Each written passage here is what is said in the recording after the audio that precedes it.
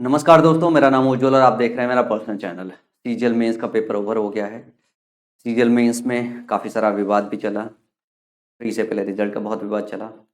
आज मैं CGL mains का जो पेपर है उसका सलूशन लेके आया हूँ।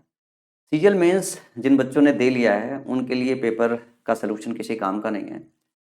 जो बच्चे अगले साल अपीयर होने वाले हैं, इस बार जिनका पेपर खराब हो गया है वो लोग, और जो अगले साल अपीयर होने वाले हैं उनके लिए पेपर बहुत ही ज़्यादा इंपॉर्टेंट है। इस पेपर को सही और सटीक तरीके से देख ले, जिससे आपको सीजीएल मेंस के पेपर का अंदाज़ा लगेगा। जो मैथ्स का हुआ क्रिएट किया जाता है वो वाकई में हुआ है या नहीं है, इससे आपको ये पता चलेगा। कुछ लोग कह रहे थे कि 18 का पेपर डिफिकल्ट है, कुछ लोग कह रहे थे जो है कि 20 का पेपर डिफिकल्ट है। एक्चुअली दोनों पेपर एकदम बैलेंस है, ना 18 का डिफिकल्ट है ना 20 का डिफिकल्ट है, दोनों मॉडरेट लेवल का पेपर है। और मैथ का जो है कोई अस्तर नहीं है सीजीएल मेंस के पेपर में। जो मैं बात कह रहा हूँ चलो उसको साबित करते हैं, क्वेश्चन सॉल्व करते हैं। पहला स्क्रीन पे आपके क्वेश्चन है। क्वेश्चन दिया हुआ, find the value of y if x minus 2y plus 2z is equal to 16, x minus y plus z is equal to 9, 2x minus 3y minus z is equal to 9। अब इस सवाल को solve करना है, 3 equation 3 इनमें solve करना है। अब सॉल्व करने में आपकी बुद्धिमत्ता होनी चाहिए। जैसे ध्यान से देखो, अगर मैं तीसरा इक्वेशन अगर मैं इसको तीसरा इक्वेशन कह दूं, इसको पहला कह दूं, दूसरा कह दूं, अगर तीसरे में से मैं पहले और दूसरों को जोड़ के अगर घटा दूं तो मेरा आउटकम क्या आएगा? मेरा आउटकम ये आएगा कि यहाँ पे 2x है और पहले और दूसरे में x है, x कट जाएगा। फिर यहाँ पे माइनस का 3y है, ऊपर जोड़ोगे माइनस 2y और ये इधर का माइनस y है। जब इस दोनों को जोड़ के घटाओगे तो माइनस 3y में से प्लस 3y कट जाएगा, 0 हो जाएगा। फाइनली z बचेगा। तो यहाँ पे माइनस का z है, उधर का प्लस 2z है, इधर प्लस का z है, तो फाइनली माइनस का 4z आ जाएगा जब घटाओगे। तब जब 4z आ जाएगा और इधर घटाओगे तो 9 में से 9 कट जाएगा, माइनस का 16 बचेगा। तो z की जो वैल्यू आएगी वो आ जाएगी 4। जैसे z की वैल्यू पहले इक्वेशन में लिखोगे वो होगा x minus 2y is equal to 8। 16 में से सीधे सीधे जो है 8 घटा दोगे, 8 बचा जाएगा। दूसरे में घटाओगे तो x माइनस वाई जो है वो 5 के बराबर आ जाएगा। इन दोनों को आपस में घटा दोगे तो minus y is equal to 3 आ जाएगा, y is equal to minus 3 आ जाएगा। इस सवाल में इतना ही समय लगना था, अगर आप सही से इक्वेशंस को सॉल्व करना जानते हो तो, अगर आपकी प्रैक्टिस अच्छी है तो। वरना जूझते रह जाओगे। इस सवाल को आप 1 मिनट तक बर्बाद कर सकते हो। अब जैसे ये क्वेश्चन आपके एग्जाम में आया था, 2-3 सेकंड का था, वाहियात था। आपको बस ये देखना था कि भैया ऊपर 7 है नीचे 9 है, ऊपर लेके जाओगे तो a के पावर में माइनस 2 आएगा, जो कि एक ही ऑप्शन में दिया हुआ है। कुछ देखना सोचना था नहीं, सवाल वहीं निपट जाएगा। सवाल वहीं निपट जाएगा। मैं देखो, जिन सवालों को समझाना है उनको समय लेके समझाऊंगा, पर जिन सवालों में समझाने जैसा कुछ है ही नहीं है उनको क्या समझाने वाला काम है? मतलब वाहियात क्वेश्चंस है। अब सीजीएल मेंस में क्या, मैं तो कहता हूँ प्री में भी होना नहीं चाहिए, फिर भी मेंस में डाल के रखा गया है। एक सवाल दिया हुआ है, एक आदमी कुल 15 रुपए के लिए 10 सामान खरीदता है, मतलब उसने इन्वेस्ट किया 15 रुपए, 10 सामान को 1.7 प्रति सामान बेच रहा है, ऐसा सवाल में कह रहा है। और पूछ रहा है लाभ प्रतिशत कितना है। भाई 1.7 में एक बेच रहा है तो 10 17 रुपए में बेचेगा। लाभ कितना हुआ? प्लस 2 का हुआ, कितने पे हुआ? 15 पे हुआ, तो 2/15 उड़े 100 हो गया। 13.33% आ जाएगा, क्योंकि 5 से काटोगे 3 हो जाएगा, ये हो जाएगा 20, 20 दूनी 40/3, ये हो गया 13×3 = 39, तो 13.33% होगा। ये सवाल का सही जवाब होगा। इस सवाल में भी कुछ दम नहीं था, मुझे अभी भी नहीं पता कि ये प्री लायक सवाल भी नहीं है। इवन दो मेंस में क्यों डाला गया है ये मेरे को समझ में नहीं आ रहा है। मतलब मैथ का स्तर इतना खराब किया गया है, इतना खराब किया गया है, पूछो मत। एक सवाल दिया हुआ है, रानी और आद्या अलग अलग कार्य करते हुए एक कार्य को क्रमशः 12 दिन और 16 घंटे में पूरा कर सकती है। वो बारी बारी से 1 दिन के अंतराल में काम करते हैं। यदि रानी पहले कार्य करना शुरू करती है तो कार्य कितने समय में पूरा होगा? हर शिक्षक ने इससे कहीं ज्यादा डिफिकल्ट क्वेश्चन पढ़ा रखा है आपको। और इस क्वेश्चन में एक एरर भी है, क्योंकि टाइपो एरर है। ये जो 16 घंटे लिखा हुआ है, यहाँ पे 16 घंटे की जगह डेज होना चाहिए था। मेरी तरफ से टाइपो एरर नहीं है, एसएससी के पेपर में ही इस तरीके से आया था कि 16 घंटे लिखा हुआ था। इसका रिप्रेजेंटेशन सबमिट करना चाहिए सभी को, सबको इसके नंबर मिलेंगे। और ये 16 घंटे नहीं होना चाहिए। जिन्होंने डेज के हिसाब से किया होगा, जिनका ऑप्शन सही आया होगा, जिनका सोल्यूशन सही किया होगा, जिसने उत्तर सही टिक किया होगा, उसको भी नंबर मिलेंगे। और उस चक्कर में जिसका गलत भी हुआ होगा सबको होगा, क्योंकि इसका रिप्रेजेंटेशन सबमिट करना बनता है। अब इस सवाल को करना है तो सवाल में क्या है कि भैया अगर मैं बात कर रहा हूँ रानी की और आद्या की, हम रानी की बात कर रहे हैं, ध्यान से देखो, आद्या की बात कर रहे हैं, ये दो हैं। रानी जो है 16 दिन में कर रही है, और आद्या की अगर बात कर रहे हैं, सॉरी, ये 12 दिन में कर रही है, और ये 16 घंटे की जगह हम इसको 16 दिन लेके कर रहे हैं ताकि सोल्यूशन निकाल पाए सही। हम टोटल काम 48 मांग लेते हैं एलसीएम में। ये 12 चौक 48 है, 16 3 48, ये 4 यूनिट काम करेगी, 3 यूनिट काम करेगी एक साथ में। हम क्या काम करेंगे, 2 दिन का पेयर बनाएंगे, क्योंकि अल्टरनेट काम कर रही है, तो पहले 4 होगा फिर 3 होगा, मतलब 2 दिन में मिला के कितना होगा? 7 यूनिट काम होगा। इस तरीके से अगर हम 6 पहुंचे तो हम 12 दिन में कितना काम कर लेंगे? 7 छंग 42 यूनिट काम कर लेंगे। 42 यूनिट काम करने के बाद अगला पेयर इसलिए नहीं बना पाएंगे क्योंकि अगला 7 क्रॉस हो जाएगा 49। तो हम क्या काम करेंगे, फिर 42 के बाद किसकी बारी है, इवन पे खत्म हो रहा है, इवन पे जब खत्म हो गया आद्य से खत्म होगा तो अगले दिन रानी काम करेगी तो एक दिन हो जाएगा। फिर ये हो गया 46 काम। अब बचा कितना काम है, 2 यूनिट काम बचा हुआ है। अब कौन करेगा, आद्या करेगी। तो 2 और एक दिन में कितना कर सकती है, 3 यूनिट काम कर सकती है। तो कुल मिलाजुला के कितने नंबर ऑफ डेज लगेंगे, 13 प्लस 2/3 डेज लगेंगे। तो सवाल का सही जवाब क्या हो जाएगा, सवाल का सही जवाब ऑप्शन नंबर बी हो जाएगा।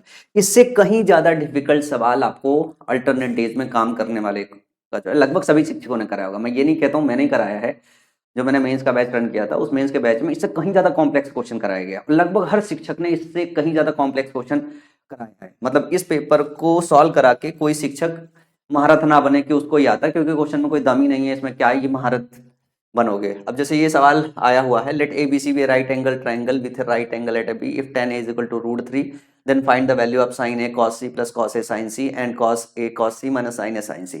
जिसको ट्रिग्नोमेट्री की अच्छी नॉलेज है ना भाई, ये चुटकियों में क्वेश्चन निपटा देगा। दिया क्या है, जरा ध्यान से देखो, एक राइट एंगल ट्रायंगल दिया हुआ है और राइट एंगल ट्रायंगल किस पे दिया हुआ है, बी पे दिया हुआ है। ये ए दिया हुआ है, ये सी दिया हुआ है, ये दिया हुआ है √3। √3 का मतलब ये हो गया 60 डिग्री, तो ये होगा 30 डिग्री। इन सबसे मतलब नहीं है, आप तो यूं समझो a प्लस सी 90 दिया हुआ है। a प्लस सी अगर 90 दिया हुआ है, b जो है अगर 90 डिग्री पे ऐसा दिया हुआ है, तो आप यूं कह सकते हो कि c is equal to 90 minus A या a is equal to 90 minus C, यही कह सकते हो ना। जैसे ये बात कहोगे तो जरा ध्यान से देखो इस एक्सप्रेशन को, साइन ए है, कॉस सी को क्या लिख सकते हो, कॉस 90 माइनस ए। जब कॉस 90 माइनस थीटा लिखते हो तो क्या होता है, साइन थीटा हो जाएगा, ये हो जाएगा साइन ए। ठीक है, तो ये क्या हो जाएगा, साइन स्क्वायर ए, ध्यान से देखना। और जो ये वाला होगा वो प्लस ये कॉस स्क्वायर ए लिखा है, और साइन स्क्वायर ए प्लस कॉस स्क्वायर ए 1 हो जाएगा। तो जो पहली एक्सप्रेशन है इसकी वैल्यू कितनी आएगी, इसकी वैल्यू 1 आएगी, जो कि ऑप्शन नंबर डी में दिया हुआ है।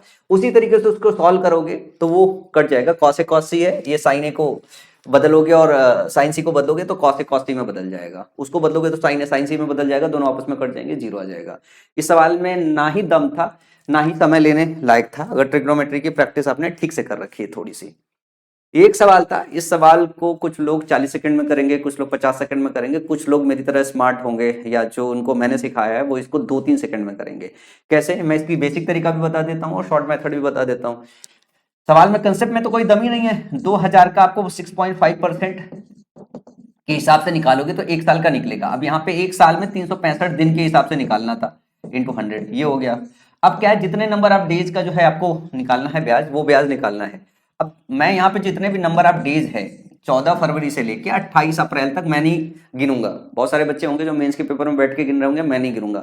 मैं तो एक बात ये समझ रहा हूँ कि देखो भैया, इसमें कोई 13 का मल्टीपल नहीं है, लेकिन इसमें 13 का मल्टीपल है, ये 13 गुणे 5 लिखा है, 13 पचे 65। तो जब नीचे नहीं है और कोई अप्रोक्सीमेशन नहीं लेना है, तो जो भी हमारा ऑप्शन आएगा उसमें 13 बचा रह जाएगा। तो 13 सिर्फ सी ऑप्शन में बचा है, किसी और ऑप्शन में बचा नहीं है। तो मैं सवाल को ऐसे सॉल्व करूंगा, मैं सवाल को किसी और तरीके से सॉल्व नहीं करूंगा। मैं इतना समय नहीं इन्वेस्ट करने जाऊंगा कि मैं यहाँ नंबर ऑफ डेज निकाल रहा हूँ फिर उसको ऐसे ऐसे काट रहा हूँ और फिर वो कर रहा हूँ, मैं नहीं करूंगा। आपको करना आप कर लो। अगला सवाल है प्रोबेबिलिटी का question, let A and B be two players who are playing the game to hit the target, the probability of hitting the target by A and B is 2/3 and 3/4 respectively, what is the probability that exactly one of them hit the target. मतलब देखो, एक target hit करना है, ए को भी करना है B को भी करना है, लेकिन बोल रहा है कि कोई एक करे, मतलब एक करे तो दूसरा ना करे, दूसरा करे तो पहला ना करे। तो है क्या, एक कर रहा है तो दूसरा ना करे, यही बात है ना, एक कर रहा है दूसरा ना कर रहा है, या तो ये हो या दूसरा, जब या की बात होता है तो प्लस करते हैं, बी करे ए ना करे।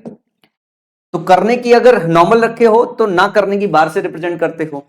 ए को दिया हुआ है क्या, 2/3, अगर ए 2/3 है तो बी 3/4 हो गया, यही ना, ए 2/3 है, बी 3/4 है, तो बी बार कितना हो जाएगा, 1/4 हो जाएगा, 1 में से घटाओगे, प्लस बी अगर कर रहा है तो ए बार की वैल्यू क्या हो जाएगी, 1/3 हो जाएगी।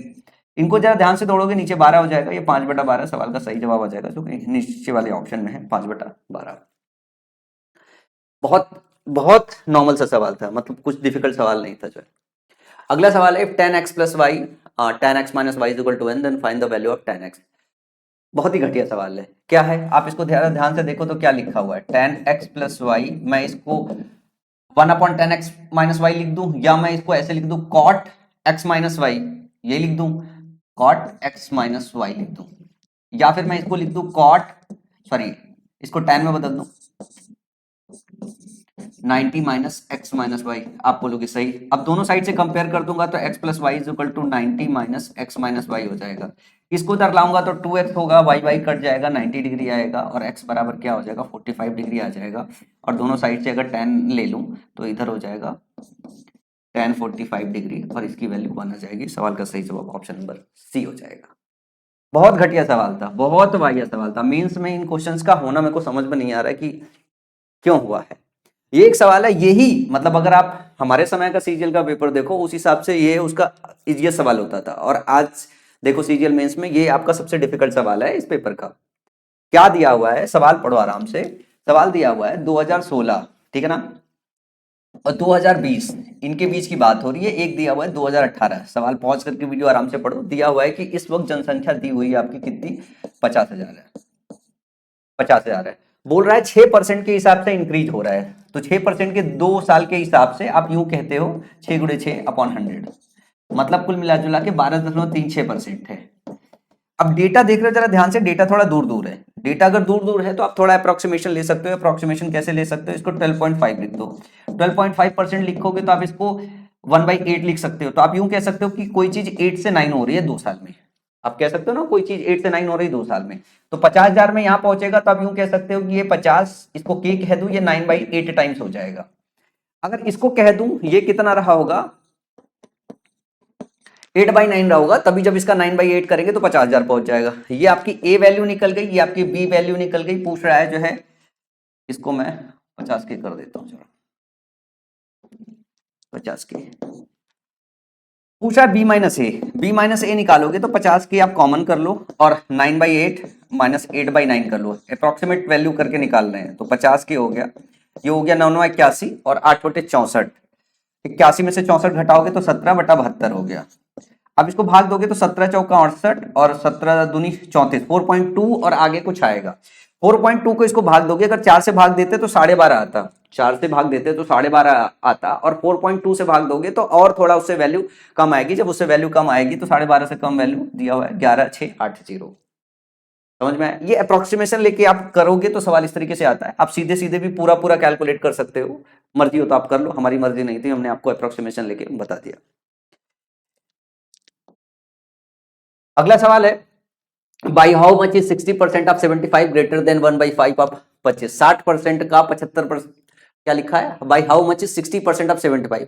75 का 7% कितना होता है, 45 होता है भैया। और 45 में से 1/5 ऑफ 25 कितना होता है, 5 होता है। तो ये कह रहा है 45 में से 5 घटा दोगे तो क्या आएगा, यही बोल रहा है ना, 40 आएगा। मतलब ये भी कोई सवाल पूछने वाली बात है। अब या तो आप यूं कह लो, सर हम निकालेंगे 75 का 60% बटा 100, 25 नहीं 75, 25 चौका 100, 15 चौका 60, 15 या 45, ये आएगा। फिर आप यूं कर लो, 25 गुणे 1/5 5 होता है, 45 में से 5 घटाएंगे तो 40 आएगा। अगर इस श्रेणी के बच्चे रहे हो और गलती से मेंस में अपियर हो गए हो तो फिर किसी काम के ही नहीं हो ना। कहां से पेपर निकलेगा यार, इतना सब कुछ करोगे, इतना तो वर्बल फटाफट हो जाना चाहिए। 45 में से 5 घटा, इतना आ गया। अब अगला सवाल दिया हुआ था, मीडियन का सवाल आया था, और लगभग सारे शिक्षकों ने आपको ये पढ़ा रखा मीडियन निकालने का। ये डेटा दिया हुआ था, ये डेटा को मैंने इस चार्ट में डाल दिया हुआ है, ठीक है ना। और थोड़ा समय सेव करने के लिए मैंने क्यूमुलेटिव फ्रीक्वेंसी लिख दी है। क्यूमुलेटिव फ्रीक्वेंसी की बात करूं, निकाली कैसे जाती है, इसको इसमें जोड़ना, इसको इसमें जोड़ना, इसको इसमें जोड़ना, इसको जोड़ना, इसको जोड़ना। तो फाइनली ये जो 32 आता है, ये हमारा टोटल नंबर आता है n। जो फॉर्मूला होता है वो लोअर क्लास होता है, पहले आप मीडियन क्लास निकालते हो, n/2 निकालते हो। तो जब हम n/2 निकालेंगे, ये होगा हमारा 32/2, ये हो गया 16। इससे जस्ट बड़ा वाला जो होता है वो हमारा मीडियन क्लास होता है, और इससे जस्ट बड़ा वाला अगर 14 से बड़ा देखे तो 21 आ गया, हमारा मीडियन क्लास हो गया। फॉर्मूला मीडियन का निकालते हैं लोअर क्लास। लोअर क्लास की बात करें तो इस मीडियन क्लास में 20 हमारी वैल्यू हो गई, तो 20 प्लस, उसके बाद जब हम जोड़ते हैं लिखते हैं n/2 16 माइनस क्यूमुलेटिव जो हमारी मीडियन क्लास की फ्रीक्वेंसी होती है, इससे पहले वाली होती है, ये घटाया, अपॉन क्यूमुलेटिव क्लास की फ्रीक्वेंसी लिखते हैं 7, और क्लास इंटरवल लिखते हैं जो कि 5 दिया हुआ है। तो 20 प्लस 10/7, ये हो जाएगा 1.4 तकरीबन तकरीबन, तो ये हो गया 21.4 और आगे के आसपास आएगा, तो ऑप्शन ए करेक्ट हो जाएगा। ये सवाल था, और ये सवाल लगभग सभी शिक्षक ने यूट्यूब पे भी करा रखा है, अपनी क्लासेस में भी करा रखा होगा, मैंने भी करा रखा है, बहुत डेप्थ तक करा रखा है। इसके बाद अगला सवाल और आया था मीडियन और मोड से, और दिया हुआ था भाई एक फॉर्मूला इस्तेमाल करना था, एम्पिरिकल फॉर्मूला। एम्पिरिकल फॉर्मूला निकालने का जो मोड होता है वो 3 मीडियन माइनस 2 मीन होता है, ये एम्पिरिकल फॉर्मूला होता है सिंपल। अब आपको क्या काम करना होता है, इसको नीचे से ऊपर की तरफ अरेंज करना होता है, तो मैंने अरेंज कर दिया है 16 17 18 20 21 22 24 24 25 25 28। अब जरा ध्यान से देखो कितने नंबर है, 1 2 3 4 5 6 7 8 9 10 11 12 है। 12 है तो आपको पता है n/2 निकालते हो, फिर n/2 + 1 निकालते हो, ठीक है ना। 5 नंबर इधर से निकाल लो, 5 नंबर इधर से निकाल लो, जो दो बचे हुए हैं उनका एवरेज लेना पड़ेगा आपको, ठीक है ना। तो 1 2 3 4 5 6 ये हो गया, 1 2 3 4 5 6 हो गया, तो ये 21 हो गया, ये इधर से निकल गया। तो जो आपका मीडियन आएगा 22 और 24 का एवरेज आएगा, तो ये हो गया 3 गुणे 22 और 24 का एवरेज कितना हो गया 23, ये मीडियन निकल गया। -2 मीन निकालना होता है, मीन मतलब आपको सबका एवरेज निकालना होता है, मीन आपको सबका एवरेज निकालना होता है। ये नंबर भी देखो ऐसे लिखा हुआ है कि इसका एवरेज कितना हो गया, इसका एवरेज 17 हो गया, इसका एवरेज जरा ध्यान से देखो 21 हो गया, और इसका एवरेज 24 हो गया, और इसका एवरेज जरा देखोगे 25 25, और इसको 25 रखोगे एक एक बांटोगे तो 26 हो जाएगा। इन चारों को जोड़ के आप 4 से डिवाइड कर लो, वैल्यू आ जाएगी 22, तो गुणे कर दो यहाँ पे 22, ये हो गया आपका मीन निकल गया। अब आपको खाली इसको घटाना, 3 त्रिक 9, 3 दूनी 6 69 माइनस 22 दूनी 44, ठीक है ना। ये आ गया आपका 79 आएगा।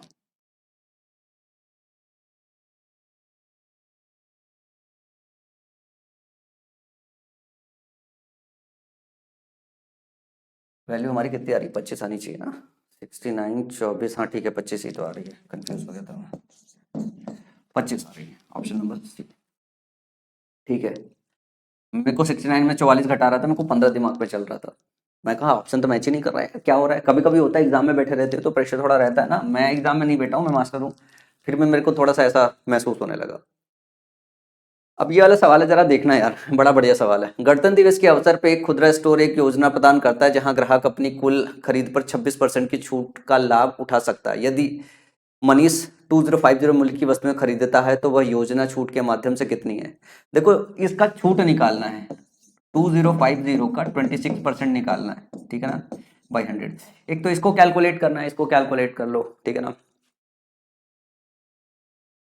गणतंत्र दिवस के अवसर पर एक खुदरा स्टोर एक योजना प्रदान करता है जहां ग्राहक अपनी कुल खरीद पर 26% की छूट का लाभ उठा सकता है। यदि मनीष 2050 मूल्य की वस्तुएं खरीदता है तो वह योजना छूट के माध्यम से कितनी राशि बचाएगा, ये वैल्यू निकालनी है आपको। अब एक तो तरीका ये हो गया कि आप इसको ऐसे सॉल्व कर लो, जो मेरे को समझ में आता, 13 ये हो गया 5, और ये 5 से काटोगे 5 का 20, 5 एक कम 5, 13 कम 13, 13 चौका 52, 53। एक तो ये तरीका था जो आप ऐसे सीधे ऐसे निकाल लो ना, और दूसरा तरीका ये होता है कि आपको पता है 26% है, इसमें 13 जो है 13 का मल्टीपल निकाल लो, 13 का मल्टीपल भी 533, एक ही ऑप्शन था, बाकी कोई 13 का मल्टीपल भी नहीं है। ये दूसरा तरीका तो ये भी है। मतलब मैंने डिविजिबिलिटी बहुत खेली है, बहुत डिविजिबिलिटी अपनी क्लासेस में, यूट्यूब की क्लासेस में बहुत सिखाई है, और अपने कोर्सेज में भी बहुत सिखाया है मैंने, जो मैंने थोड़े समय के लिए मेंस का कोर्सेज इस बार रन किया था। अगला सवाल दिया हुआ है कि एबीसी को केंद्र ओ के साथ एक वृत्त में अंकित किया गया है। यदि एबी 21, बीसी 20 और एसी 29 सेंटीमीटर है तो त्रिभुज की परिधि त्रिज्या क्या कीजिए, सरकम रेडियस ऑफ द ट्रायंगल निकालना है, सरकम रेडियस ऑफ द ट्रायंगल निकालना है। देखो यार पहले तो इसको ये देखना आना चाहिए कि 21 20 और 29 दिया हुआ है, 21 20 और 29 क्या ये राइट एंगल ट्रायंगल है, 21 20 और 29 ये राइट एंगल ट्रायंगल है, और राइट एंगल ट्रायंगल है 21 20 और 29, तो जो सबसे ये वाली होती है, ये होती है आपका क्या हो जाता है, ये होता है व्यास, ये 29 हो गया आपका व्यास, तो रेडियस कितना हो जाएगा 14.5 सेंटीमीटर। अर्धवृत्त में बना कोण समकोण होता है ऐसा बोला जाता है, ये है 29, एक 20 है एक 21 है, ये ऐसा आएगा, समझ में आया। ये प्रॉपर्टीज आपको पढ़ाई जाती है, इतना ही सरल सा सवाल था, इस सवाल में कुछ था ही नहीं। अगले सवाल की तरफ चलते हैं। अगला सवाल दिया हुआ 4 क्यूब की अगर बात करें तो 64 -0, पता नहीं क्यों लिखा था, ये क्यों बनाया है, 11 11 हम 121, ठीक है ना, -8 और 7 6 42, इन सबको जोड़ोगे सवाल का जवाब आ जाएगा 219। कर लेना यार, अब इसको भी अगर पढ़ाऊं तो मेरे को लगता है हम टीचर ही बेइज्जती महसूस कर रहा है कि क्या ही पढ़ा रहे हैं यार। सवाल दिया हुआ एक धनराशि को 3 मित्रों में पी क्यू आर के बीच में 5 तीर और चांद के अनुपात में विभाजित किया जाता है। यदि पी को आर से 1500 रुपए अधिक मिलते हैं तो क्यू का हिस्सा ज्ञात कीजिए। क्यू के हिस्से में अगर हम बात करें, जरा ध्यान से देखो, तो क्यू का हिस्सा हमारा कितना होगा 3, टोटल कितना है 5 3 8 4 12, टोटल है 12 और क्यू का हिस्सा है 3।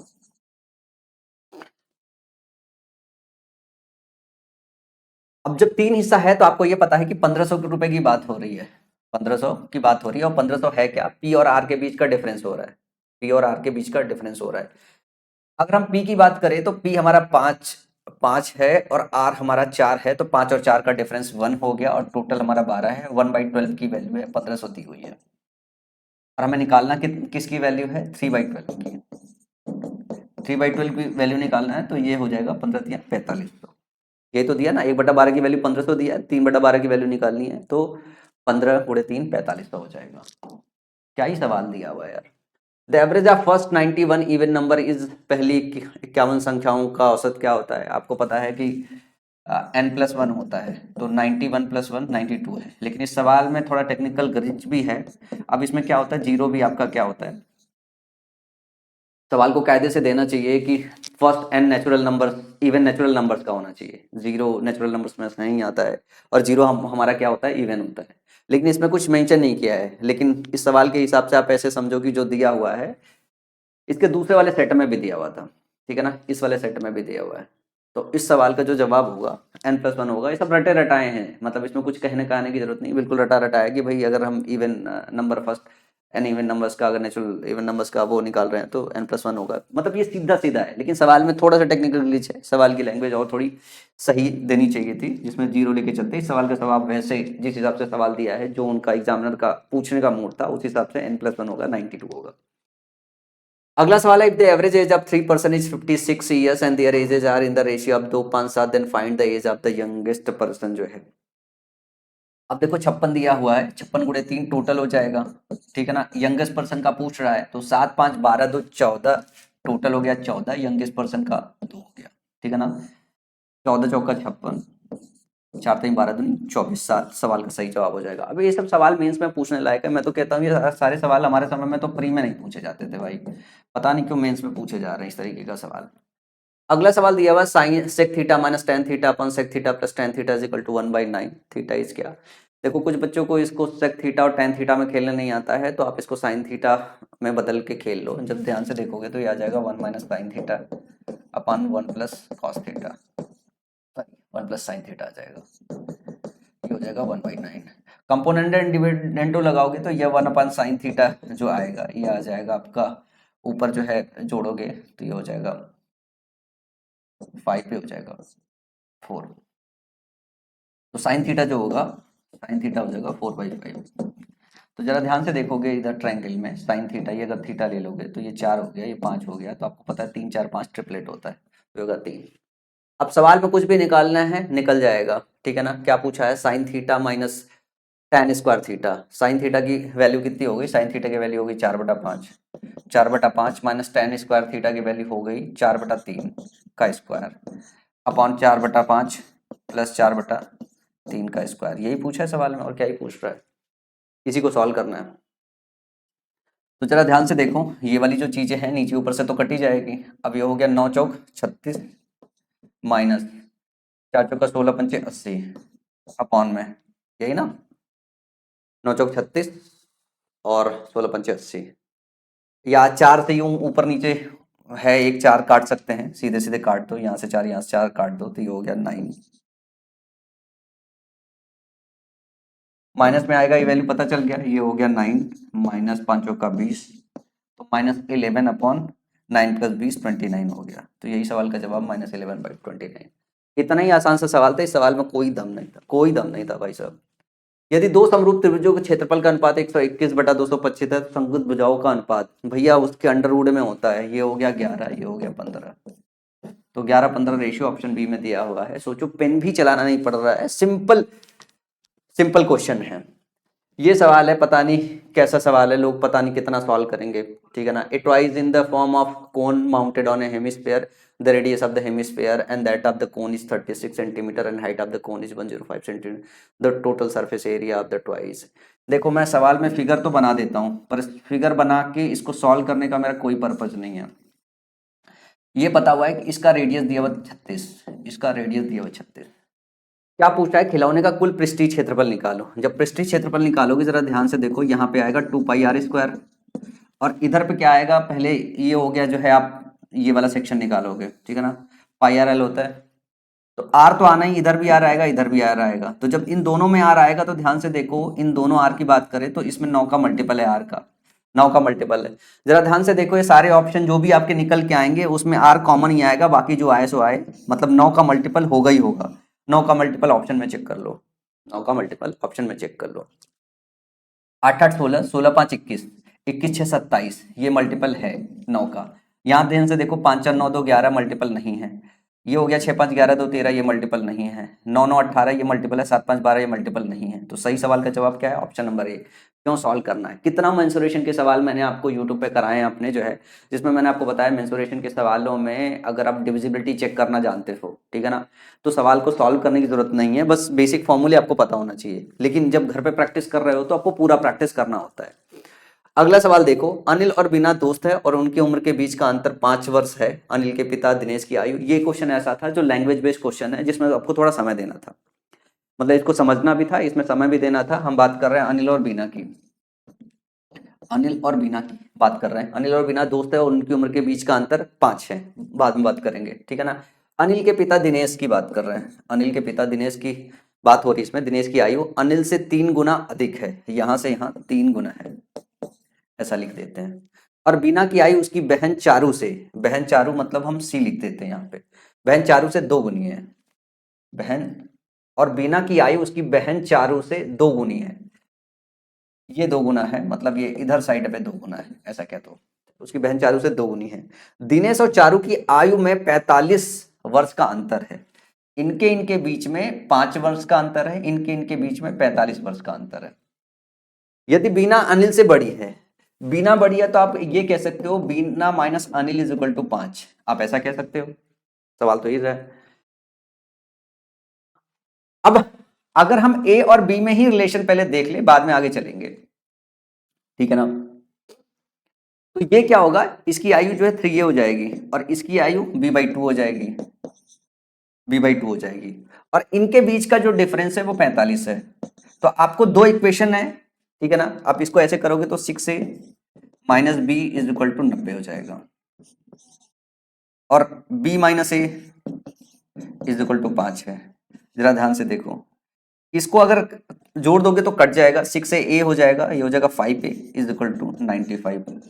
तो जो a हो जाएगा 19 25 95 19 हो जाएगा, ये 19 है, तो b कितना हो जाएगा 24, क्योंकि ये बड़ी है, 24 हो जाएगा। अब क्या पूछा है, पूछा है तो दिनेश और चारू दोनों की वर्तमान आयु का योग ज्ञात कीजिए।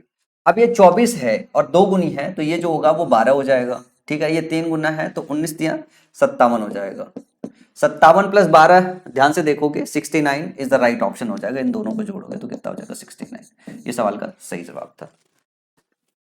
क्वेश्चन में दम नहीं था पर लैंग्वेज बेस्ड था तो थोड़ा सा समय देना पड़ता आपको। एक सवाल है, 2200 मीटर लंबे वृत्ताकार ट्रैक पर सरिता और कविता समान बिंदु से अपनी साइकिल चलाती हैं, लेकिन विपरीत दिशा में क्रमशः 20 किलोमीटर प्रति घंटे और 16 किलोमीटर प्रति घंटे की गति से चलती है, कितने समय बाद पहली बार मिलती? पहली बार मिलने की बात है तो ये डिस्टेंस उनको कवर करना है, 2200 को मैं किलोमीटर में लिख देता हूँ, ठीक है ना, 2.2 किलोमीटर हो गया, क्योंकि बाकी चीज किलोमीटर में दिया है इसी वजह से। अब दोनों अपोजिट डायरेक्शन में है तो उनकी स्पीड जुड़ जाएगी और इतना ही समय लगेगा उनको मिलने में, 20 + 16 ओके 36। ये हो गया किलोमीटर, ये हो गया किलोमीटर, ये हो गया घंटा आवर। तो ध्यान से देखो, हम हमारे ऑप्शन क्या है, मिनट में है, तो हम किलोमीटर से किलोमीटर से कट जाएगा, इसको अगर 60 में गुणा कर दे तो ये कितना आ जाएगा, ये मिनट में आ जाएगा। जैसे मिनट में आएगा तो हम इसको हटा देंगे 0 से, 6 का 36 हो जाएगा, ठीक है ना, 6 का 18, ध्यान से देखना, ठीक है ना, 6 का 18 + 4/6 मिनट हो जाएगा। और इसको सेकंड में अगर बदलेंगे तो कितना हो जाएगा, 3 मिनट 40 सेकंड, 40 सेकंड। तो सवाल का सही जवाब क्या हो जाएगा, 30 minute 40 second, option number D. Race का सबसे वाहियात सबसे इजीएस्ट सवाल है सर्कुलर रेस का, कोई कॉम्प्लेक्सिटी नहीं, समझ में नहीं आ रहा मेंस का पेपर है या किस चीज का पेपर है। सवाल दिया हुआ है x = 8 + √5, y = 8 - √5, then the value of. देखो भैया, निकालना किसकी वैल्यू, x² + y² की वैल्यू निकालना है, तो x + y का होल स्क्वायर - 2xy होता है। x + y जोड़ोगे तो कितना हो जाएगा, 8 8 16, तो ये हो गया 16 का स्क्वायर, 16 का स्क्वायर कितना हो जाएगा आपका, और उसके बाद 2xy, 2 into x y, x से एक्स गुणा करोगे तो ये हो जाएगा 8 का स्क्वायर माइनस 5, ये 64 माइनस 5, ये हो जाएगा 61, ये हो गया 61, ये हुआ ना 61 हो गया।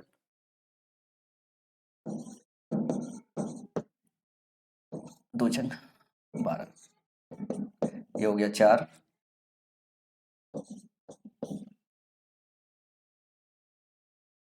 गड़बड़ किया क्या अपन ने?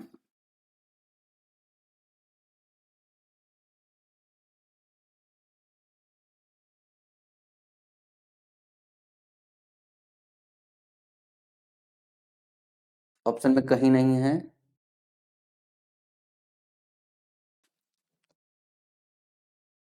यार इस सवाल में गड़बड़ी कैसे कर सकता हूँ? सही है डेटा, सही ना? 8 8 8 16, ठीक है ना? एक्स इंटू वाई, 8 का स्क्वायर माइनस 5, 8 बटे 64, अच्छा हाँ ठीक है 59 था, ओके 59 था, 256 माइनस 2 गुणे 59, कभी कभी हो जाता है भाई। 256 माइनस 2 9 18, 2 5 10 11 118, तो 16 में से 8 गया, 8 हो गया, 138 आ गया। ठीक है, सवाल का सही जवाब ऑप्शन नंबर ए हो गया। अगले सवाल की तरफ चलते हैं। सवाल दिया, बर्तन ए में दूध और पानी 4:5 के अनुपात में है, बर्तन बी में दूध और पानी 2:1 के अनुपात में है। यदि ए के x लीटर मिश्रण को बी के y लीटर मिश्रण के साथ मिलाया जाता है तो मिश्रण में दूध और पानी का अनुपात 8:5 हो जाता है। x और y का अनुपात ज्ञात कीजिए। सरल सा सवाल है, देखो 4/9 आप एक के रिस्पेक्ट में खेलोगे, ठीक है ना, 2/3, और जो मिश्रण है वो कितना है, 8/13 है। इसको सॉल्व करने का क्या तरीका होता है, मैं इसको लिख देता हूँ। मैं क्या करूँगा, 13 गुणे 9 से सभी में मल्टीप्लाई करूंगा। जब 13 गुणे 9 से करूंगा तो ये हो जाएगा 13 चौका 52, और इधर से जब गुणा करूंगा तो 13 गुणे 9 का, तो ये आप देखना 39 गुणे 2 हो जाएगा, ये हो जाएगा 78, और यहाँ पे 8 9 72 हो जाएगा। तो जब इसको इधर से डिफरेंस लूंगा ये आ जाएगा 6, और इसका इधर से लूंगा 20 आ जाएगा, और ये 3 10 का अनुपात आ जाएगा। तो सवाल का सही जवाब क्या हो जाएगा, ये हो जाएगा 3 10, जो कि ऑप्शन ए दिया है। हमने क्या काम किया है, दिया हुआ दूध और पानी का, तो हमने दूध में खेल लिया कि टोटल 9 है, दूध हमारा कितना है 4 है, तो हमने दूध इधर ले लिया, इतना दूध दूसरे वाले मिश्रण में ले लिया, और ये मिश्रण में जो है बकेट से लिया, बकेट बी से लिया, और मिश्रण में हमारा दूध कितना उस पर, फिर इस पे हमने एलिगेशन लगा दिया। और इसके आगे जो सॉल्व किया है वो क्या काम किया है, ये जो बटा बटा है ना, इसमें गुणा कर लिया 13 गुणे 9 से इसमें, 13 गुणे 9 से इसमें, 13 गुणे 9 से इसमें। जब 13 गुणे 9 से सभी से गुणा कर दिया है तो हमारा 52 78 72 आ गया, फिर हमने घटा के 6 और 20 निकाल लिया। ये ऐसे ही लगता है सवाल, मुझे लगता है सारे शिक्षकों ने इसे पढ़ाया होगा यार। ये सवाल है, सोचो कितना घटिया सवाल है। व्यास 12 सेंटीमीटर, ऊंचाई 5 सेंटीमीटर की लंबवृत्तीय शंकु का आयतन ज्ञात कीजिए, पाई की वैल्यू इतना ले लीजिए। पाई आर स्क्वायर एच होता है ना, पाई आर स्क्वायर की बात कर रहे हैं। जरा आर देखो हमारा कितना है, आर हमारा 6 स्क्वायर इंटू एच कितना है 5, यही निकालना है आपको, यही निकालना है ना। ये दिया हो 22/7, ये दिया 22/7, ये हो गया 110 गुणे 36/7, या यूं कह लो 0 लिखा है, 11 छक्का 66, और 11 3 33 6 39/7।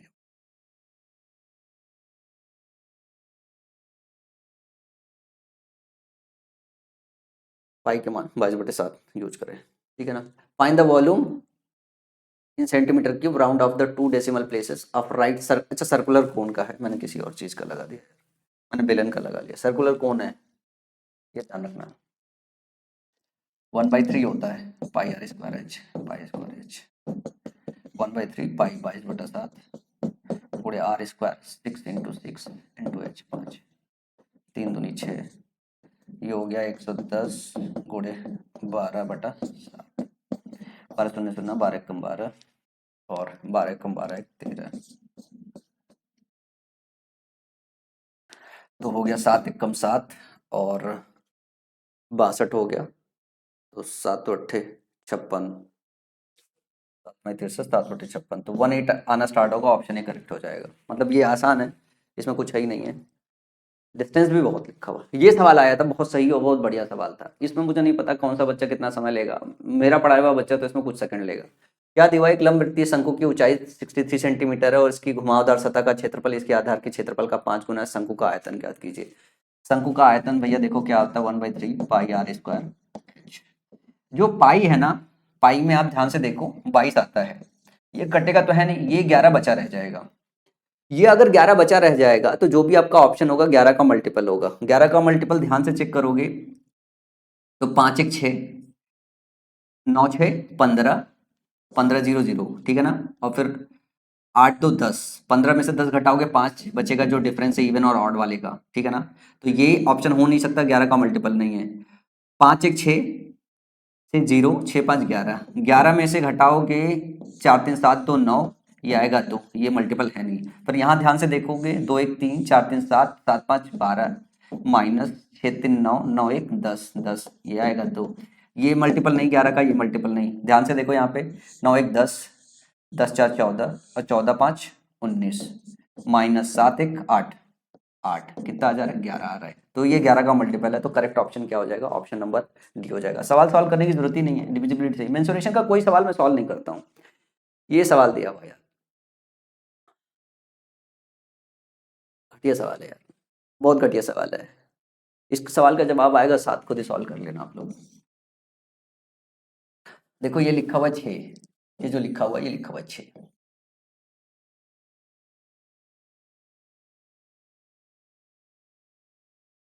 तो ये कटेगा 6 से, 6 सत्ते 42, ये 3 है लिखा हुआ है, ये 3 से काटोगे 19 3 17, और ये लिखा हुआ 19, ये 19 19 से कट जाएगा। सवाल का सही जवाब आ जाएगा ऑप्शन नंबर ए। इतना ही आसान था। अगला सवाल है, ये सवाल थोड़ा अच्छा है, रुक के बताऊंगा। थोड़ा ये वाला सवाल पहले कर लेते हैं, जो बहुत ही घटिया, बहुत ही मजाक है।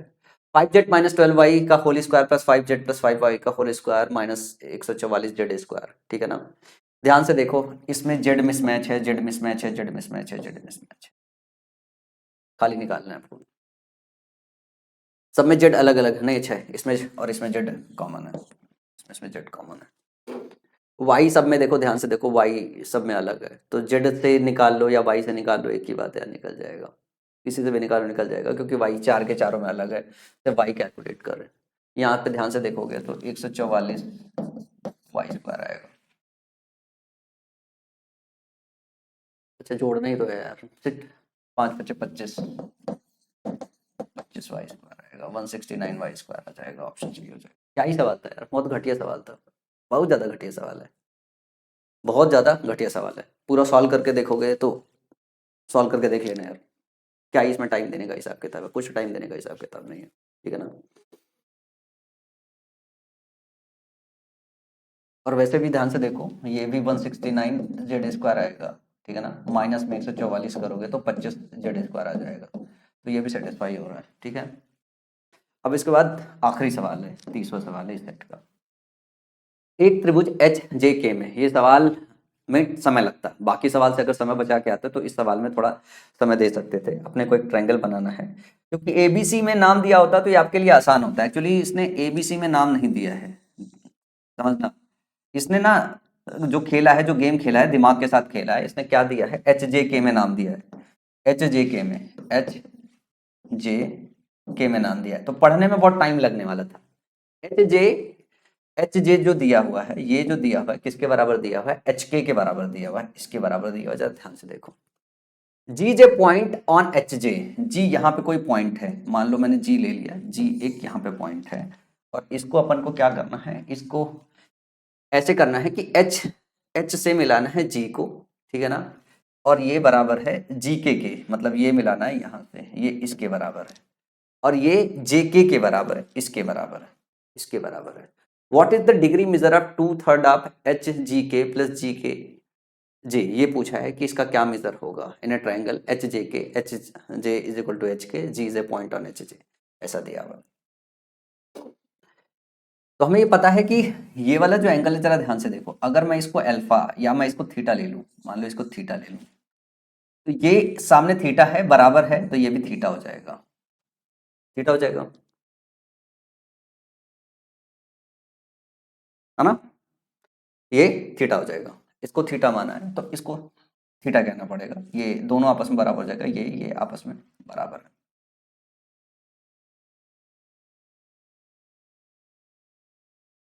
ये दोनों बराबर है, आपको पता है ये एक्सटर्नल एंगल है, ये एक्सटर्नल एंगल है, तो ये क्या हो जाएगा, इन दोनों का सम होगा, ये 2 थीटा के बराबर हो जाएगा।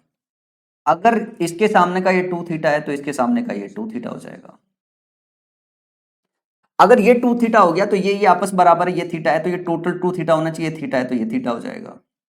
तो कुल मिला जुला के जो बड़ा वाला ट्रायंगल है उस बड़े वाले ट्रायंगल में 2 थीटा प्लस ये 2 थीटा प्लस ये थीटा, इसकी वैल्यू किसके बराबर होना चाहिए? 180 डिग्री के बराबर होना चाहिए। मतलब 5 थीटा 180 डिग्री के बराबर होना चाहिए, थीटा जो है कितने के बराबर होना? 36 डिग्री के बराबर होना चाहिए, ऐसा आ गया है। अब सवाल में क्या पूछ रहा है जरा ध्यान से देखना है। एच जी के पूछ रहा है, एच जी के 2 थीटा मतलब 72 डिग्री हो गया, ये 180 माइनस 2 थीटा हो गया ना, 72 डिग्री हो गया। ये वाला एंगल पूछ रहा है, ये वाला एंगल पूछ रहा है, जरा ध्यान से देखो। थोड़ा मैं ब्लू कलर ले लूँ। आपको जो निकालना है ये वाला एंगल निकालना है और साथ में जे के जे निकाल जी के जे निकालना है, जी के जे निकालना है।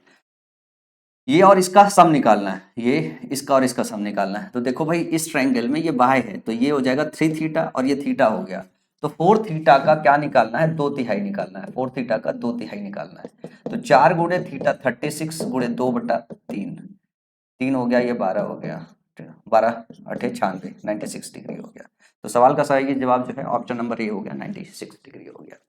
तो इस सवाल में थोड़ा समय लगना था क्योंकि मतलब सवाल डिफिकल्ट नहीं था, सवाल आसानी था, बेसिक प्रॉपर्टीज पे सवाल है, लेकिन थोड़ा इसमें समय लगना था। उम्मीद करता हूं कि ये सारा सोल्यूशन आपको पसंद आया होगा जो है।